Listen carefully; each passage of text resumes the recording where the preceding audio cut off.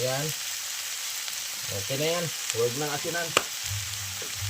May ano naman tayo, patis. Kunting patis. Kunting suka para may kaunting namang asin. Tapos patis. Kunting patis para may medyo alat-alat. Ayan.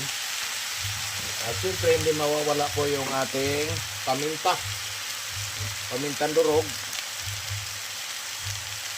Yan, kaunti lang. At ready to serve na ito mamaya mga idol. Ang ating ito. Ang ating sisig. Lechon sisig mga idol. Wow. Sarap to mga idol. Lechon sisig.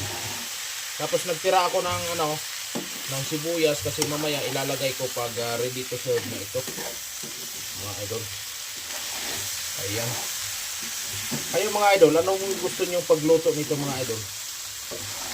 Ito mga idol, kami ganito. Pwede nga, sabi ni Mrs. sabuan. Sabuan daw. Kaso lang, mas ito ganito. Kasi yung sabuan, nakakaano lagi yun. Kakasawa.